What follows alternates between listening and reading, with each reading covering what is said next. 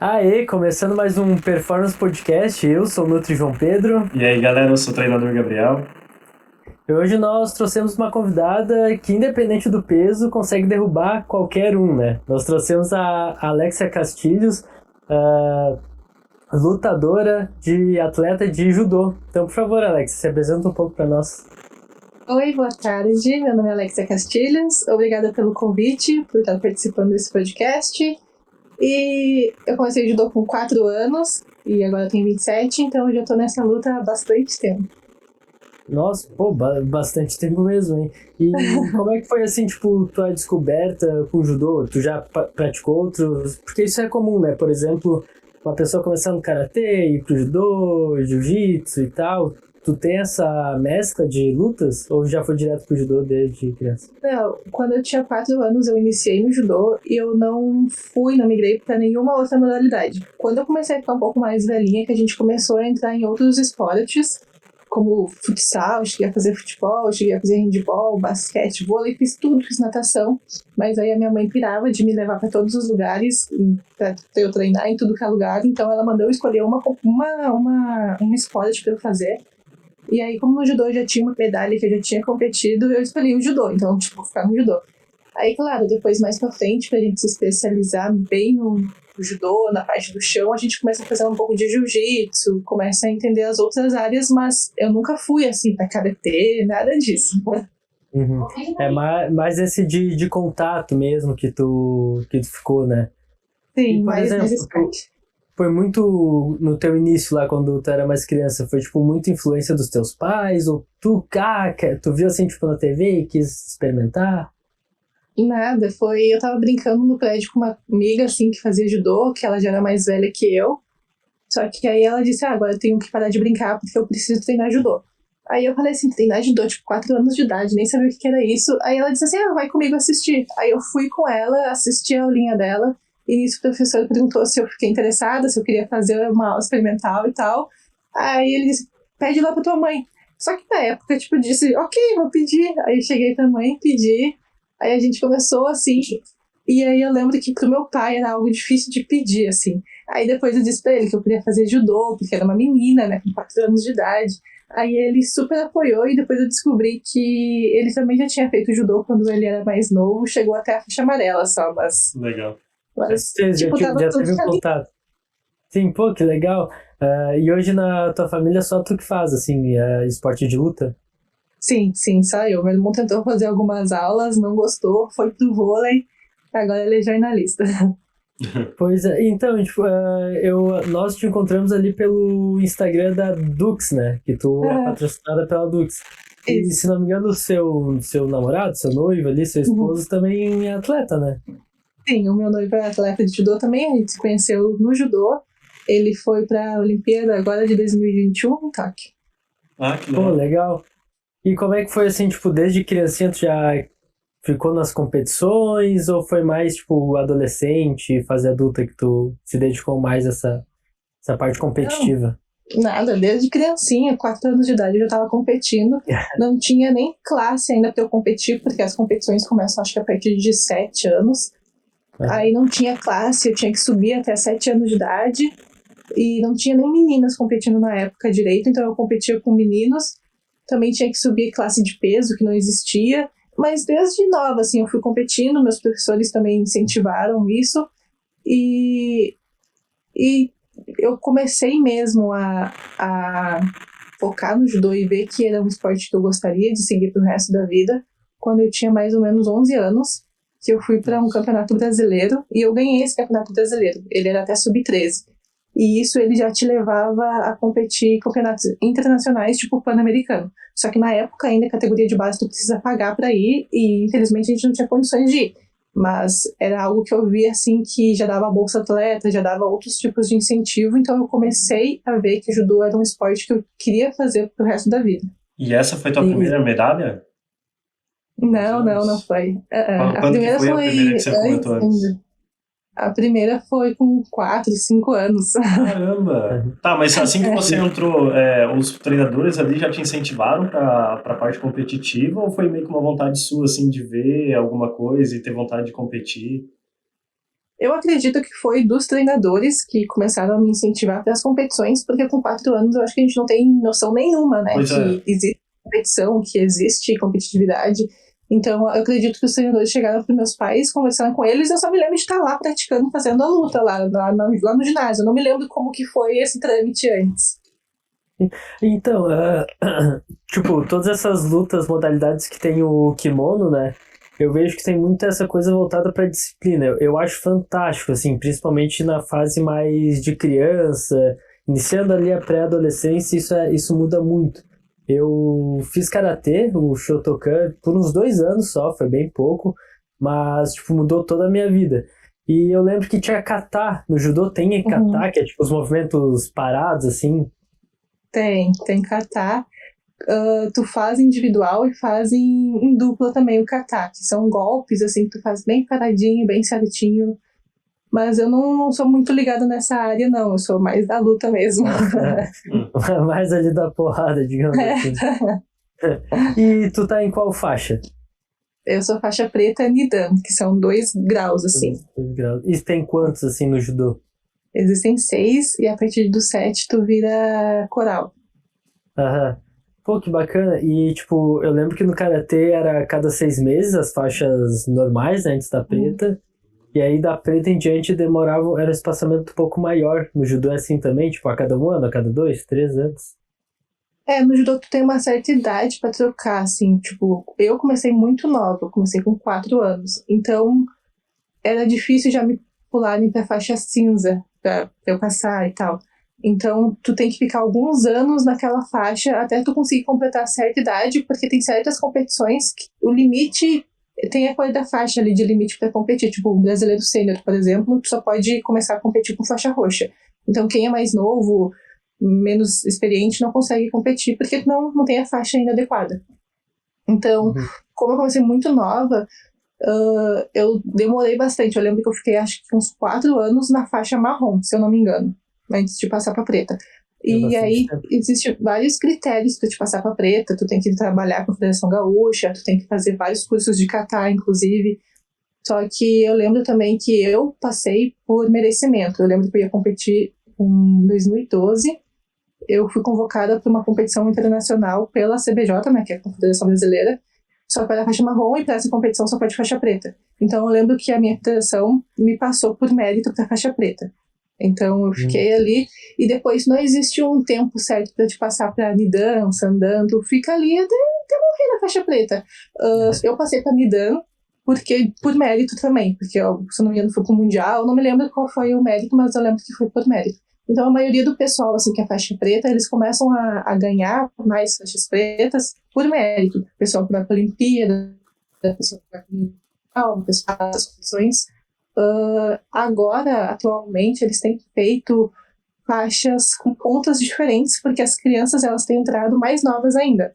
Então, para te incentivar as crianças a continuarem competindo, eles passam elas, tipo, a faixa branca, ponta cinza. Então, tu acaba que tu garante mais um tempo com a criança, tu incentiva a criança, tu troca a faixa da criança, e ao mesmo tempo ela não é nem branca nem cinza, ela é faixa branca, ponta cinza. E isso tá com todas as cores, é faixa cinza, faixa azul, ponta cinza, sabe? É umas loucuras aí que o pessoal tá inventando, mas que é bom porque incentiva as crianças, né?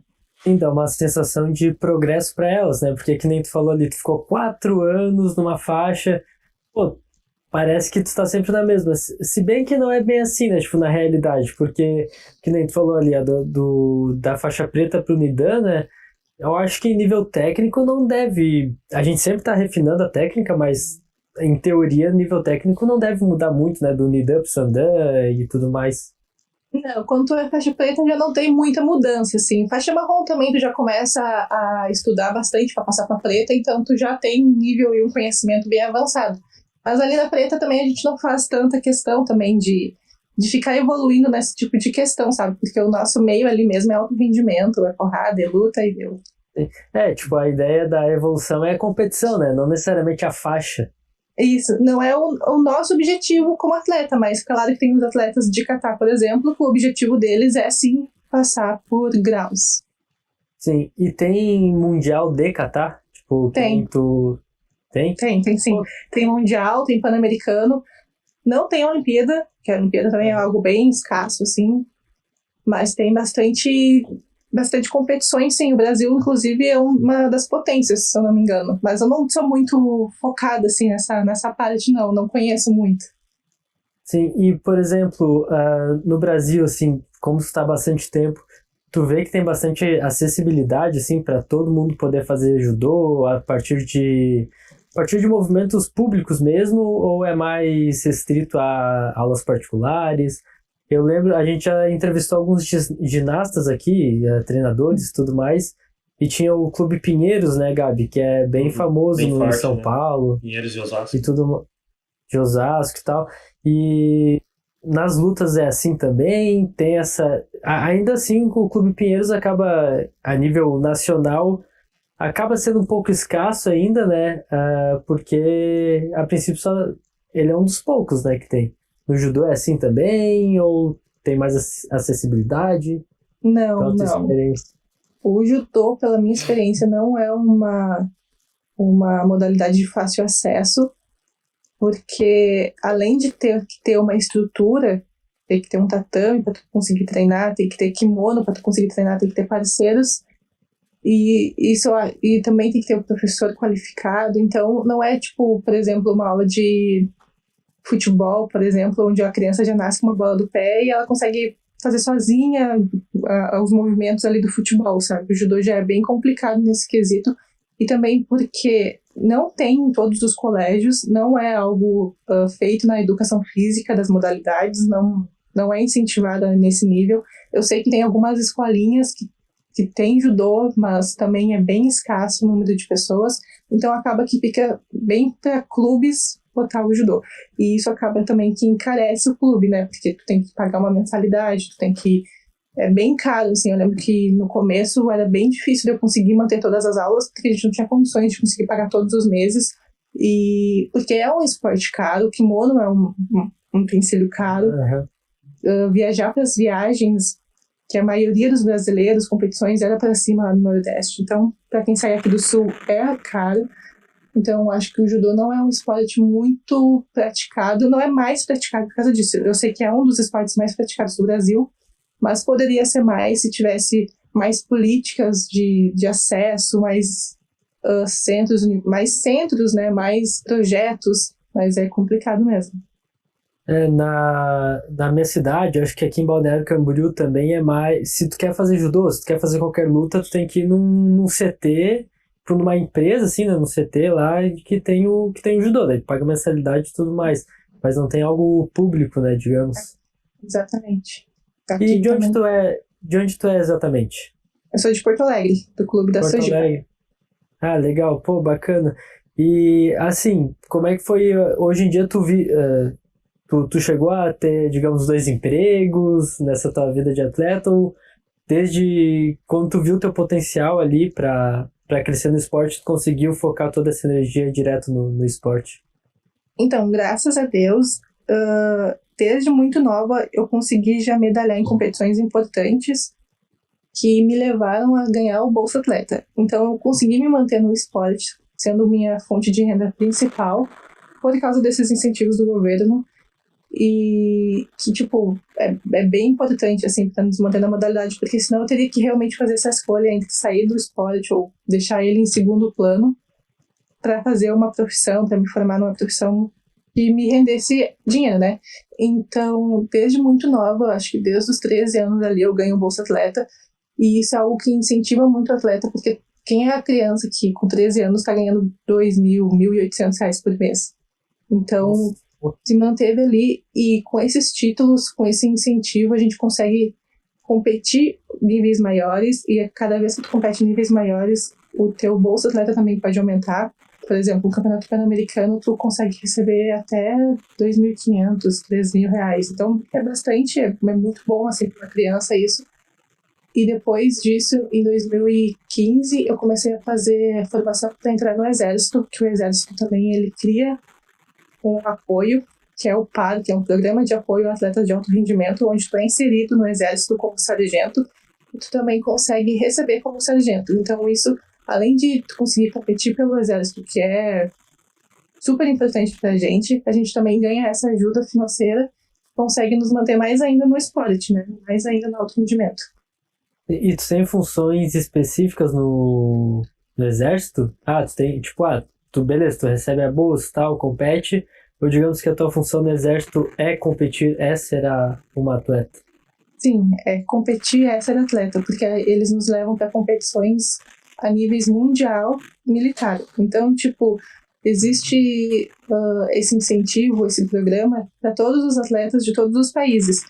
Então, quando tu tem uma competição importante, assim, militar, é tu que vai, entendeu? Eles convocam a ti e não o militar de tropa.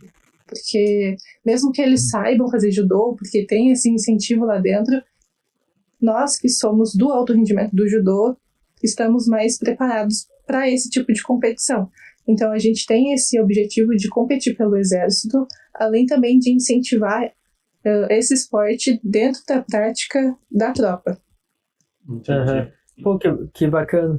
E você recebe patente, então? Sim, eu sou terceiro sargento do exército. Que massa.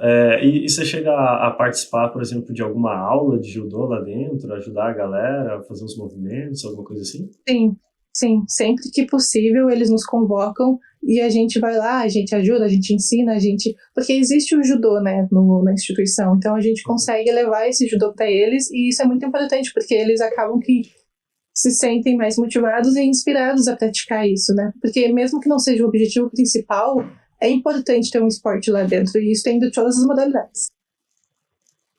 Muito bom. Pô, ótimo. Não tinha noção disso. Que massa. E, Alex, como é que foi esse teu vínculo aí com a Dux, com a Adidas também, né, tu tem?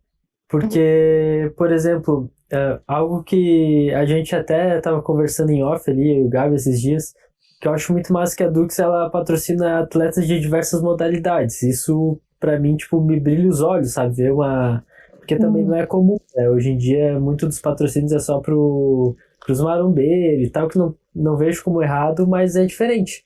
Então, como é que foi a sua relação também com os teus patrocinadores? Quando que veio isso?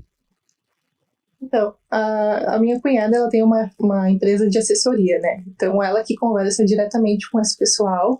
Não sou eu que converso, mas eu tenho bastante acesso a eles e é incrível isso, porque suplementação super nos ajuda, né, a manter o nosso rendimento. Além de muito do judô é perda de peso, então ter uma suplementação ali é muito importante pra gente. E então ela que teve esse acesso aos patrocinadores.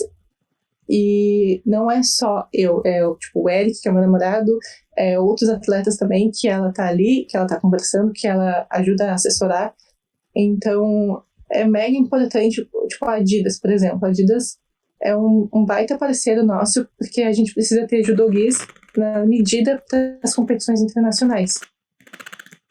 Existe um padrão, e os kimonos é caríssimo, e toda hora esse tipo de regra troca. Tem selo vermelho, tem medida de kimono. É muito complicado a medida de kimono, a regra de kimono. E ter um parceiro ali que nos ajuda, que incentiva isso, é muito importante pra gente. A Dux também, ela é mega importante. Eu não sei dizer, assim, se ela patrocina marombeiros ou não, como que funciona.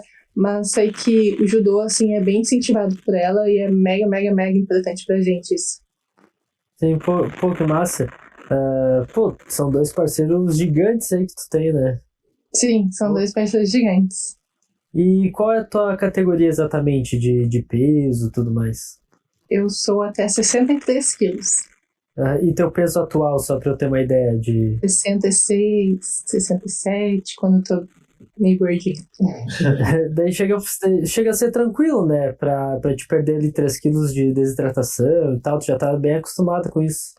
Sim, já tô bem acostumada. É um limite, assim, que eu imponho pra mim, que é um peso que eu consigo descer tranquilamente e também é um peso que eu me sinto mais forte. Então não adianta também eu treinar sempre na minha categoria, sempre no 63, porque às vezes eu não me sinto tão forte quanto estando um pouco mais pesada. Então ainda mais que agora, ultimamente, as competições, não lembro, faz acho que uns 4 anos que mudou a regra, que agora a gente pesa um dia antes. Então isso deixa a gente mais tranquilo ainda. Antes a gente tinha que pesar no dia da competição, então pessoas que sofriam muito com desidratação não conseguiam reidratar o suficiente, então tinha que manter menor ainda o padrão. Então, 3 quilos para mim é o suficiente, é o que eu consigo tirar tranquilamente. Eu tiro ali em torno de 2 quilos de desidratação uma semana antes. Mas um pouquinho eu já vou controlando muito mais a alimentação, ingestão de carboidrato, em mais ou menos 10 dias antes da competição. 3 quilos é algo mais tranquilo ali, né? E, pô, que bom que apesar de um dia antes, dá pra dar uma boa carbada. E geralmente, tipo, de manhã do dia anterior é mais pra de tarde, noite, ou não tem essa regra? Não, é Porque sempre de noite, sempre de noite. E Sim, aí a competição já é na manhã seguinte, digamos. Isso aí. Tá, fechou. E quais seriam as tuas competições mais expressivas, ou que tu recorda mais? Como é que foi esse teu caminho aí de reascensão, digamos assim? Acho que a competição mais importante para mim é os Jogos Pan-Americanos. Eu fui em Lima, 2019, eu fiquei em 3º lugar. Aí depois tem uma série de competições que, para ranqueamento, é mega importante, porque é essa competição que vai te levar para a Olimpíada. Então é o Grand Slam, Grand Prix. Então eu tenho diversas medalhas em Grand Prix, Grand Slam. E eu acho que essas são as competições mais importantes, assim, que dá pra falar. Tenho 2 medalhas de bronze em mundiais militares, mas em mundial ainda adulto, judô específico ainda não. Mundial militar, sim. E a competição Não, mais é. importante pro judô, então, é a Olimpíada também? É a Olimpíada e os mundiais. Uhum. E tu tá tentando mirar, assim, sempre tentou? Sim, sempre tentei. Eu cheguei bem próximo agora nessa última. Faltou alguns pontinhos ali. Eu fiquei 4 anos disputando, né, com a atleta que foi ali. Mas aconteceram alguns percalços pelo caminho. Acabou que ela que foi. Tudo bem. Esses pontos aí é, tipo, no decorrer dos 4 anos, tipo, com competições específicas. Sim, é no decorrer de 4 anos. E ali faltando 2 anos que a pontuação meio que aumenta, assim, mais ou menos, falando resumidamente. Aham. Ah, pô, que massa, cara, que massa. E, por exemplo, sobre... Tu tem nutricionista, tem acompanhamento de treinador, tu mesma que monta teus treinos. Não, eu não faço nada, assim, eu ganho tudo na mão, porque como eu sou atleta da seleção brasileira, a gente tem lá toda uma equipe multidisciplinar que está do nosso lado, né? Então tem nutricionista, preparador físico, tem os técnicos da seleção, além, claro, dos técnicos do meu clube, né? Então ali do clube também a gente tem uma equipe multidisciplinar por trás, preparador físico, todos os técnicos que a gente precisa, e a gente só faz o que nos mandam. E pra ti é tranquilo seguir dieta, assim, ou é mais ou menos? Segue, tipo, mais ou menos um padrão alimentar, ou tu faz pesadinho e tal, tudo mais? Já segui esse padrão de ter que pesar 100 gramas de peito de frango na balancinha, certo? Acho que todos os atletas têm a balancinha de alimento aí. Já segui. Já tive que comer 3 castanhas de café da tarde, tipo, esse tipo de coisa, assim. Mas ultimamente não, porque a gente viu que o meu peso ele não sobe muito mais do que 66, 67, então eu consigo manter uma alimentação mais tranquila, menos rígida. Claro que eu não como besteira, não como, mas eu não como não porque eu não posso, mas porque eu não me sinto bem comendo. Claro que um final de semana, sim, se eu quiser tomar um refrigerante, comer uma porcariazinha, eu posso também, porque eu sou mega tranquila com isso, mas eu não me sinto bem em questão de rendimento no treinamento, assim, eu sou bem regradinha, mas aí faltando um pouquinho mais de 2 semanas para a competição, eu começo a diminuir um pouco a quantidade de comida que eu como, também porque diminui a quantidade de treino, então tu gasta menos, então eu como menos, gasto menos, e o meu peso vai baixando devagarinho. Às vezes eu preciso colocar uma capa, que a gente tem uma capa específica para desidratação mesmo, e é isso. E daí tu vai fazer... Vai lá, Gabi. Onde que é o centro de treinamento de vocês? Na verdade, onde que você vive hoje e treina? Eu sou de Porto Alegre, eu nasci em Porto Alegre, e graças a Deus não precisei sair do meu estado, do meu país, da minha cidade, não precisei, porque a Sojipa é aqui do lado, eu treino na Sojipa desde sempre, Só que quando a gente tem um treinamento da seleção brasileira, que a gente precisa deslocar, que todos os atletas de todo o país vai, normalmente em Pindamonhangaba, a gente tem o CT também, que fica do time Brasil no Rio de Janeiro, mas normalmente a gente vai para Pindamonhangaba, que é interior de São Paulo. Ah, isso que eu estava pensando agora, como que fazia no caso dos treinamentos da seleção brasileira. Então todo mundo se desloca lá, mas fica quanto tempo daí para treinar? Tipo, uma semana, um mês? Normalmente são 10 dias, que parece que é tipo 3 anos. É mais intenso os treinamentos? Intenso pra caramba. É muito intenso, porque aqui, por exemplo, a gente faz um treinamento físico de manhã e de noite faz treinamento específico do judô, que é randores, que é a luta, faz a parte específica da modalidade. Só que de manhã a gente faz preparação física, segunda, quarta e sexta, e terças e quintas a gente faz uma parte específica de neoase, que é o chão do judô, que é mais ou menos um jiu-jitsuzinho ali. Então, quando a gente vai ter esse tipo de treinamento, normalmente eles chamam atletas de fora, atletas que tu não tá acostumado a treinar, o que também dificulta um pouco, e também eles chamam atletas que é de fora do país. Então, recentemente a gente teve um treinamento com a equipe principal da França, então a gente deixa bem a parte de judô em questão ali. A gente não faz tanta preparação física, então acaba que são treinos diretos de judô de manhã e de noite. Então isso aumenta muito mais o nosso desgaste e é justamente a intenção, né? De levar a gente ao pico do estresse ali. E aí, claro, a gente descansa quando a gente necessita, mas a intenção mesmo ali é sair da zona de conforto. Pô, isso é muito bom, né? É como se fosse um bootcamp, né?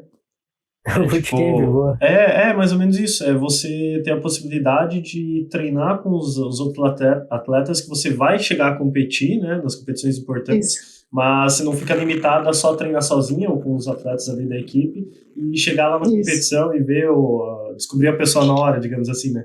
Aí já dá para você ir entendendo como é que é o estilo daquele competidor, ou mesmo tendo experiência, né? Meu, isso é muito legal. Não é toda esporte, modalidade que tem essa possibilidade, né? É verdade. A gente costuma treinar bastante mesmo com quem a gente compete. Inclusive, a gente consegue ir para fora dos países, treinar fora com eles. Mas também a gente conhece muito dos nossos adversários em treinamento e também em vídeos, né? Porque tem muitos vídeos na internet, a gente consegue estudar ali os nossos adversários. É legal que aumenta o nível de todos da competição em si, né? Tanto como vocês também, eles também estão treinando e aprendendo, e para quem assiste, eu acho que fica muito mais bacana. Né? Exatamente. E aquele resultado também muda, né? Porque a gente foi lá para a competição, a gente perdeu por um detalhe, alguma coisa, a gente vai lá, corrige esse detalhe, treina com o atleta que a gente perdeu, e isso já tem que mudar o jeito que eu luto, muda o jeito que a atleta luta, então a gente evolui cada vez mais, né? Não só eu, mas a minha adversária também. Pô, isso é muito bacana. E existem, por exemplo, estilos de judô, porque no LPO, por exemplo, levantamento de peso, tem a escola chinesa, a escola russa, não sei o quê. Existe, tipo, essas categorias, assim, entre países, digamos? Existe sim. Cada país tem o seu estilo de luta mais específico. O Japão ali tem um estilo japonês próprio, que, claro, eles que inventaram a modalidade. Os russos já são um perfil muito mais forte, com golpes mais explosivos. Os georgianos já têm um estilo muito mais de abraçada com a luta grego-romana. O estilo, por exemplo, das alemãs são meninas muito altas, que não têm um nível técnico tão avançado que nem as japonesas, mas que são mais fortes, mais tortas. Também tem o estilo do pessoal aqui mais das Américas, mais latino-americana, que já são um estilo mais de judô fugitivo, que a gente chama, que não tem um nível técnico tão forte, mas consegue colocar um ritmo de luta com golpes que não são tão efetivos, mas que te levam o desgaste, porque o judô não é só a pontuação, né? Não é só tu jogar. Também tem o fato de tu levar Shido, porque Shido é uma punição, porque tu não tá atacando, ou porque tu cometeu algum erro, alguma coisa falha. Então, se tu leva 3 Shidos na luta, tu perde, então é como se fosse um impom ali que tu tá caindo de costas no tatame e finaliza a luta. Então, cada país, sim, tem seu estilo de luta e também varia com, por exemplo, eu sou canhota. Já é um estilo totalmente diferente de quem é destra. Então, modifica bastante. É uma boa vantagem pra ti, né? É uma vantagem pra mim, sim. O pessoal tem bastante dificuldade com canhota. Sim, porque a maioria das pessoas são destra, então tu já tá bem adaptado a lutar com destro. Mas um destro lutar com canhoto já é bem diferente, né? Isso, e o que é diferente também um destro com destro e um canhoto com canhoto. A luta de canhoto com canhoto é muito enrolada, assim, é tortice pra lá, tortice pra cá. Destro com destro já não é tão enrolada que nem canhoto com canhoto. Pô, que bacana, cara. Não imaginava, assim, esse tipo de situações, sabe? E, por exemplo, eu queria saber um pouquinho mais do teu treinamento ali, porque tu faz o treinamento físico que tu falou, é tipo de musculação, ou é mais um cardio? O que um judoca precisa pra desempenhar bem no final, que é a luta, né? Então, isso também vai depender da nossa periodização, né? Depende também se a gente tem alguma competição próxima ou não. A gente costuma colocar bastante treino de musculação, mas também voltado ao específico. Então, a gente sempre faz treino, tipo, pra força pura, mas também com potência da modalidade específica, que são os Uchikomis. Mas isso também varia, por exemplo, início de temporada. Início de temporada que a gente não tem competição perto, a gente faz o treinamento de base, que é um treinamento que é tipo loucura, assim, todos os dias da semana, inclusive sábado, em que a gente treina força pura, assim, pra tu ganhar tudo que tu perdeu nas férias. E também tem treino aeróbico, treino anaeróbico super, super, super cansativos, assim, porque é realmente a fase de tu ganhar aquilo ali, a fase de ganho, né, que a gente chama. Aí depois a gente passa para a fase de manutenção, e aí depois, quando tem competições, a gente para totalmente essa parte, começa a perder um pouco, mas aí a gente coloca a potência, que é a potência específica da modalidade. Eu não sei exatamente, porque é o nosso preparador físico que faz, que monta essa periodização, né? Eu entendo bastante, mas é ele que monta, ele que é o nosso mestre lá, então é tudo com ele. A gente confia super nele e ele que manda. E a potência, você falou que é específica, então é no treinamento técnico ali do judô, ou por exemplo, no treinamento de força também, vocês aproveitam essa fase e fazem potência lá na musculação também? Não, é na parte da musculação que eu me refiro mesmo. No judô, na parte do judô de noite é totalmente diferente. A luta não envolve a academia em si. Mas no de manhã, assim, por exemplo, o nosso treino é num nível de manutenção ali, sem ganho e sem perda. Supino, agachamento, remada, e depois a gente vai direto para a potência do judô, que são uchikomis. Então a gente faz 3 séries de supino, por exemplo, vai pro uchikomi, 6 repetições de uchikomi fora, de porrada. Agachamento, a gente faz 3 agachamentos e vai para o uchikomi levantando. Então, é sempre algo da musculação pura e depois a parte do judô específico. Legal, bem diferente. Pô, que massa. E outra coisa, as regras, assim, tipo, de competições podem mudar? Uma competição em São Paulo é de um jeito, o Pan-Americano é de outro, as Olimpíadas é de outro jeito, ou é sempre o mesmo, tipo, já tem essa padronização de regras? Não, é padronizado tudo. O que vale aqui para São Paulo, vale lá para a Olimpíada. O que vale para uma competição amadora, vale para uma competição de alto nível. Claro que o nível técnico dos árbitros também muda. Por exemplo, técnicos que arbitram uma Olimpíada são técnicos que são árbitros que arbitram, são muito mais experientes, então eles conseguem enxergar coisas que alguns árbitros de competições amadoras não conseguem ver, não conseguem arbitrar, não conseguem decidir. Então, são técnicos muito melhores, mais rigorosos, são árbitros mais rigorosos. Então, muda só aí. Claro que também a regra do judô em si, ela muda de vez em quando. Por exemplo, recentemente eles tiraram a catada de pernas, que era quando a gente podia chegar nas pernas dos adversários e jogar eles de qualquer jeito, pegar pelas pernas e jogar. Então eles tiraram isso, agora tu não pode nem encostar na perna do adversário, que isso é considerado uma punição. Então esse tipo de regra muda, mas quando muda para competição internacional, como uma Olimpíada, vai mudar para competição amadora também. E, por exemplo, tu falou que teve uma época ali da tua vida que tu fez outros esportes, né? Jiu-jitsu, se não me engano, tu disse, né? Compensa, assim, experimentar ou, às vezes, continuar treinando uma outra modalidade para incorporar pro judô? Ou isso foi só por uma experiência própria, assim? Queria experimentar, fui lá e já era? acredito que é válido sim, se isso não vai prejudicar o teu desempenho na modalidade, do tipo, se isso não vai te cansar a ponto de não conseguir praticar o que é a tua modalidade principal. No judô, então, ele é um esporte que tem uma luta de chão, uma parte de chão, então, para mim foi importante incorporar essa parte de jiu-jitsu. Claro que a gente treina com um especialista de chão aqui na Sojipa, e aí a partir de já não foi tão necessário colocar um jiu-jitsu, porque o cara é especialista de chão. Mas eu acho que é tudo válido, assim, só que tu também tem que saber adequar ali, colocar no teu estilo de treino. Mas eu acredito que é tudo válido. Por exemplo, volta e meia eu gosto de fazer uma natação, de nadar. Claro que isso não tem nada a ver com o metabolismo do judô, com o tipo de resistência que isso oferece, mas eu me sinto bem, não atrapalha o meu treino, então eu coloco, sabe? Então, tu saber jogar ali com todas as variedades que existem nos esportes, as variáveis. Sim. Tipo, no caso da natação ali em específico, querendo ou não, vai melhorar condicionamento cardiorrespiratório e tal. Claro que poderia trabalhar outra forma para chegar nesse mesmo desenvolvimento do cardiorrespiratório, né? Mas é válido sim, né? Ainda mais que te faz bem e tal. Sim. Alexa, e com relação à competição em si do judô, o que você precisa fazer para ganhar, basicamente? Como que pontua, né? Você falou, já tinha comentado antes ali, né, da falta de combate, né? Uma forma de uma estratégia pode ser, né, para pontuar e tal, mas o que mais que pontua e como que faz ali para ganhar, basicamente? Então, na regra atual, são 2 tipos de pontuação, o Vazari e o Ippon.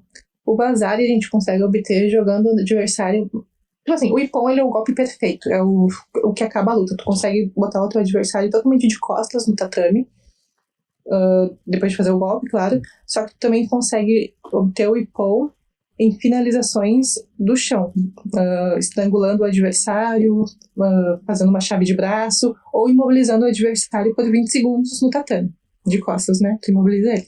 Então isso é o Ippon.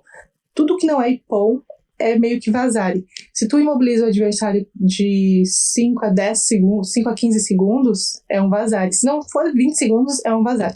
Se tu não consegue jogar o atleta de Ippon, de costas no tatame, mas tu joga de ladinho, é um Vazari. Mas tu joga o adversário, ele bate de bunda não é nada, mas bunda e apoia os cotovelos, é um Vazari. Então, existem essas jogadas assim. Tu também consegue ter o Ippon, né, como eu falei, com 3 tipos de punições. As punições são tipo, se eu tô recebendo ataque, eu não tô atacando, aí o adversário tá colocando os ataques na minha frente, ele vê que eu tô muito passiva, então eu vou ganhar uma punição. Se eu faço um tipo de pegada que é proibido no judô, que a gente fala que é o torenikete, que é pegar assim, isso aqui não pode. Então é um shido, tu pisa fora da área estipulada ali de combate, é um shido.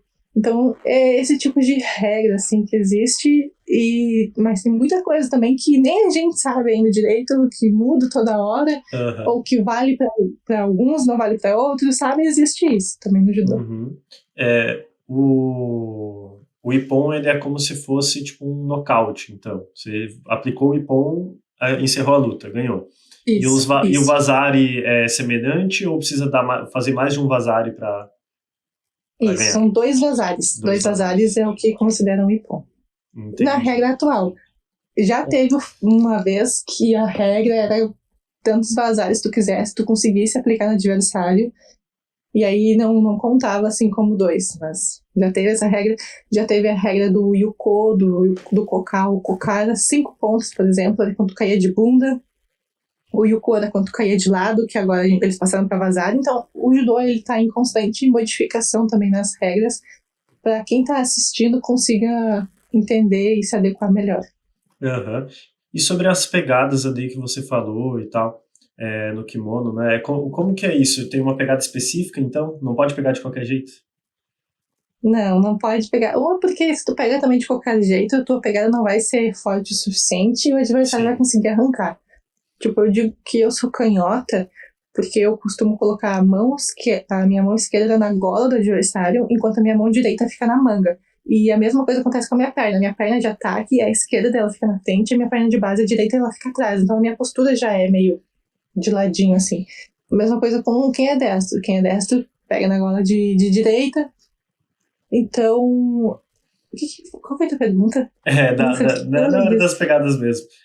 Tá. Tá. Mas daí, basicamente, assim, tipo, a ideia, então, a mão, digamos, principal ali vai segurar na gola e a mão que é secundária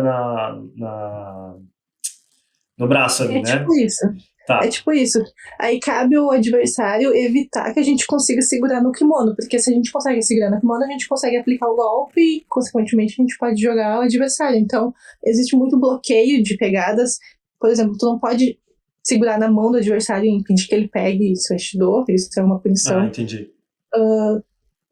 Tu sempre vai conseguir ir na gola reto, tu nunca vai pegar umas coisas estranhas assim, porque tu não vai nem conseguir gerar força pra se manter segurando daquele jeito. Então, normalmente são pegadas direitinho. Esse tipo de pegada que a gente fala torniquete, que não pode, que é o sorvetinho também, é porque acaba que a mão do adversário fica muito fora de fechada e a gente não consegue arrancar de jeito nenhum. Então, eles obrigam que o dedão fique pra fora, assim. Tu tem que segurar assim o dedão, tem que ficar pra fora. Entendi. E isso, digamos que isso é o principal para conseguir aplicar um golpe? Sim, a pegada é o principal pra tu conseguir aplicar. Tu não consegue aplicar um golpe sem segurar no kimono, assim. Até consegue, num momento de explosão ali, tu consegue aplicar o golpe, mas às vezes o golpe também não é eficiente. Se, por exemplo, tu aplica o golpe e não mexe o adversário e tu cai sozinho no tatame, isso é um Shido pra ti, isso é uma punição. Tu não pode fazer isso, porque é como se fosse um golpe falso. Tu não pode fazer isso, cara. Então, tu tem que segurar no kimono sempre. Aí vai depender. Tem pessoas que gostam de segurar manga e gola, que pega pra aplicar os golpes assim. Tem pessoas que pegam as duas mangas pra aplicar o golpe. Tem pessoas que pegam uma manga e depois a outra vai lá no quadril, ou abraça, ou entendeu? Depende de pessoa pra pessoa e estilo de luta. Proibição, então, de local pra pegar no kimono? Pode pegar em qualquer parte? Não. Pode pegar em qualquer parte, mas tu não pode pegar na mão, tu não pode pegar no pescoço, não pode pegar nos cabelos, não pode pegar na faixa. Tem que pegar no kimono. Entendi. Bacana. E você tinha falado também de tamanho do kimono, né? Que muda, então isso faz diferença também. Então você tem um tamanho específico de kimono para usar? Como que é isso? É, justamente por isso, porque se o kimono for muito curto, não tiver uma regra, tu não consegue segurar nele. Entendeu? Então, a Federação Internacional ela estipula um padrão de judoguês que tu é obrigado a utilizar. E então tu tem que seguir certinho aquelas medidas, porque senão tu não luta. Eles te desclassificam da competição. E o que é muito ruim assim também, porque a maioria dos kimonos eles tem uma padronização de tamanho. E eu, por exemplo, que sou alta e tenho os braços mais compridos, fica complicado, mas ao mesmo tempo eu sou magra de cintura, vou usar um kimono que às vezes fique muito grande na minha cintura para conseguir passar nos meus braços. Então é isso também que entra a importância da parceria com os pessoal que fabrica kimonos, como a Adidas, Mizuno, Sakura, porque eles conseguem fazer os kimonos exatamente na tua medida. O que é mega importante, porque senão tu fica com aquele sacolão competindo com um kimono muito comprido, muito grande, e acaba sendo muito desconfortável pra ti. E, por exemplo, numa competição, quantas lutas em média tem até chegar à final? É tipo uma luta atrás da outra, assim, no mesmo dia? São 2, 3 dias de competição? Não, é um dia só ali, mata tudo. Muda só que de manhã, normalmente são as eliminatórias, aí tu tem um descansinho de tarde para as finais. Normalmente tu faz em torno de 5 lutas, é bem raro conseguir passar disso, eu não sei que sejam muitos atletas competindo, mas normalmente são em torno de 5 lutas. Tu chega ali até a final, e aí na final tu é de noite, de tardezinha ali. Sim, e, por exemplo, sempre mata-mata. Por exemplo, tu ganhou aquela luta, já descansa, já vai para uma próxima. Ou, por exemplo, tu luta com a pessoa, tem uma revanche, tem uma melhor de 3. Não, tu segue uma chave ali, uma chave com mais ou menos 20, 30 atletas. Então, se tu perde a primeira luta, tu já é desclassificado, tu já vai embora, acabou pra ti. O atleta que ganha segue avançando na chave. Então, é tipo uma chave de futebol mesmo, assim. Tu consegue ver que vai diminuindo. Só que a partir das quartas de final no judô, tu consegue a repescagem. Então, se tu perde, tu ainda consegue repescar. Então, tu faz uma luta na repescagem, se tu ganha, tu vai pra disputa de medalha, de bronze ou não, entendeu? Então, se tu perde na repescagem, tu fica em sétimo. Mas, isso aí, tipo, tu perdeu a primeira luta numas oitavas de final, acabou pra ti ali. Interessante, cara. Bacana, né? Às vezes pode ser até um pouco decepcionante, né? Pô, tu vai lá, se prepara, pô, perde na primeira. Deve ser um saco. Mega decepcionante. Imagina uma Olimpíada, né? Que tu se prepara 4 anos, que tu ganha consegue se classificar, chega lá e perde a primeira luta. É frustrante. Poxa. Ô, Alex, e como é que é assim? Fala aí, Gabi.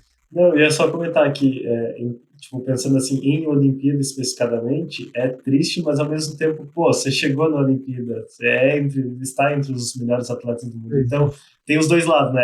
É triste, né? Eu imagino que o atleta é competitivo, mas eu reconheço bastante. Para mim, todos que estão lá, do primeiro ao último, todos são muito bons, né? É verdade. Mas o atleta é muito competitivo mesmo. Tu fica feliz ali naqueles primeiros momentos de Vila Olímpica e depois tu só pensa na competição. Então, se tu perde, tu quer ir embora direto, não quer nem saber. O que resta é ficar curtindo, né? Se caso perca ali. É verdade. Mas, por exemplo, como é que tá sendo assim agora, tipo, de agora pro teu futuro, para próximas Olimpíadas, próximos Pan-Americanos? Como é que tá sendo, tipo, a tua cabeça, mentalidade, treino, perspectiva, expectativas também? Tu acha que tem chance? Tem muito trabalho para fazer? Sim, tem muito trabalho. Eu tenho chance, sim. A gente está se preparando para isso, né? Mas no ciclo passado, como eu falei,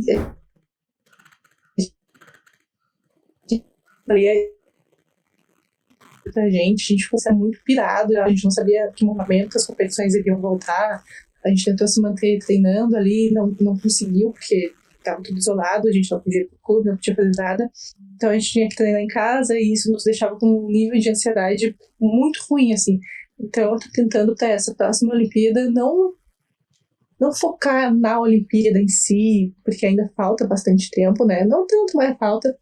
Mas eu tô tentando, tipo, focar nas competições que vão me levar para a Olimpíada. Então, é aquele ponto no Grand Prix, aquele ponto no Grand Slam, aquele ponto no Campeonato Mundial. Então, é isso que vai levar a gente para a Olimpíada. Então, eu tô tentando manter a tranquilidade, uma competição de cada vez. Não adianta tu pensar lá na frente, porque é o que a gente pensava muito, tipo, e a Olimpíada foi cancelada, foi trocada de data, o que vai acontecer? E isso deixou a gente muito incomodado, assim. Então, eu tenho ainda chances, claro, todos os atletas ainda têm, porque o ranqueamento recém começou para essa próxima Olimpíada.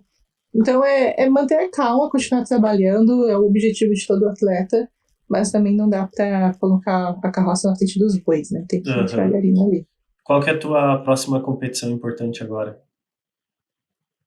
Vai ter 2 competições, em julho é o Grand Prix de Zagreb e o Grand Slam de Budapeste. Eu ainda não sei para qual eu vou, não sei se vou para alguma dessas, mas é ela que está no calendário. E daí cabe a CBJ, né, que é a Confederação Brasileira, decidir qual competição cada atleta vai. Tá pertinho, então, bem pertinho. Uhum. E qual idade que você tá mesmo, Alex? 27. E até que idade os competidores de judoca competem e tal? Varia muito. Se tu consegue manter o alto rendimento ali com 30 e poucos anos, ok, sabe? Na Olimpíada tinha gente de 32, 33, assim como tinha gente de 24 anos. Depende mais de ti e do estado que tá o teu corpo ali, se tu consegue aguentar, se tu...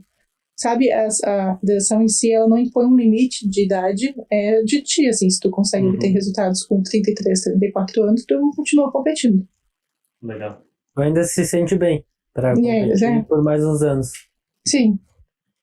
E como é que tu faz, assim, pra manter, digamos, um foco? Porque eu acho que muito no esporte o que muda é a mentalidade, né? Tipo, a cabeça do atleta.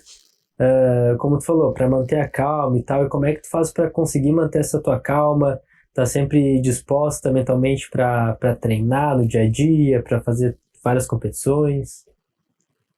Que O primeiro é tu saber que tu não vai estar sempre disposta, né? Tu não vai acordar sempre motivada, sempre disposta, sempre querendo dar o 100% sempre. Não, tu é uma pessoa, tu não é um robô, sabe? Eu acho que muita gente tem isso do tipo, eu não sou motivada, não consigo treinar porque eu não sou motivada. Não, sabe, a gente também não tem essa motivação 100%. A gente tem um objetivo, que é chegar numa Olimpíada, que é medalhar em campeonatos importantes, tipo Mundial e Olimpíada, mas a gente não acorda 100% motivado, a gente acorda 100% focado. A gente tem o nosso foco, a gente não tem a motivação em si para acordar, porque é mega complicado tu treinar de noite, por exemplo, aqui na Sodiva a gente treina de noite. Acordar cedo no outro dia, todo dolorido, todo cansado. Que isso faz parte da vida do atleta, assim, isso faz parte da vida de qualquer profissão. Tem gente que trabalha, por exemplo, meu irmão é jornalista, ele também fica mega cansado do trabalho dele, então a gente tem que entender que além do nosso objetivo, do nosso foco ali, isso é o nosso trabalho, então a gente não pode faltar, sabe? E é mais ou menos entender isso. Então é mais como disciplina mesmo, né? Que é o que a gente falou ali no início do podcast. É claro que todo trabalho, todo esporte exige disciplina, mas pela minha vivência que eu tive lá com o Karatê, eu vejo que é muito impregnado, digamos, muito intrínseco aos esportes de luta, né? Essa questão de disciplina e tudo mais.